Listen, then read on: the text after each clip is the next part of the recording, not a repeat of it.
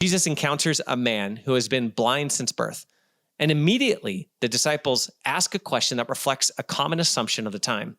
John 9:2 says, "Rabbi, who sinned, this man or his parents, that he was born blind?" You see, they assume suffering must be a punishment. But Jesus corrects them. In John 9:3, he says, "Neither he nor his parents sinned. It is so that the works of God might be made visible through him." You see, this man's blindness will become the stage where God reveals his glory. Then Jesus does something pretty strange. He spits in the ground. He makes mud, spreads it on the man's eyes, and says in John 9:7, "Go wash in the pool of Siloam." And the gospel gives us a fascinating detail. Siloam means sent. The man goes, he washes, and he comes back able to see. Now, right away, the church fathers saw something deeper happening here. This isn't just a medical miracle. It's a sacramental sign. You see, Jesus uses physical matter, mud and water, to bring about healing.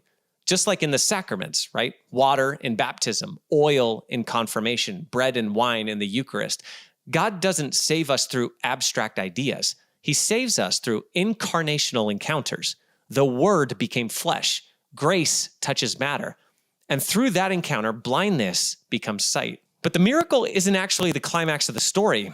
What happens next is the healed man begins telling people what happened, and the Pharisees start interrogating him because the healing took place on the Sabbath, and they're stuck in a legal technicality. They say, "This man cannot be from God," referring to Jesus, because he does not keep the Sabbath. Others respond, "How can a sinner perform such signs?" And suddenly there's division. So they turn to the healed man and ask, "What do you say about him?" And he responds simply, "He's a prophet." But the interrogation continues. They pressure him. They accuse Jesus. And the man finally responds with one of the most powerful lines in the gospel. John 9:25 says, "If he is a sinner, I do not know. But one thing I do know, I was blind and now I see." You see, that's not a theological treatise. That's a testimony. And sometimes that's the most powerful form of evangelization, because when Christ transforms your life, you may not have every answer, but you do have the experience.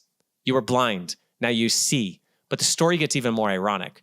The religious leaders, experts in scripture, refuse to believe. They insult the man. They throw him out. And Jesus later finds him again. Then Jesus says something pretty shocking in John 9:39. "I came into this world for judgment, so that those who do not see might see, and that those who do see might become blind." The Pharisees ask, "Surely we are not also blind?" And Jesus answers in John 9:41, "If you were blind, you would have no sin. But now you are saying we see, so your sin remains." You see, the real blindness isn't physical, it's spiritual pride. It's the assumption that we already understand God. And that brings us back to the Lenten lesson, because Lent is essentially the church's annual eye exam.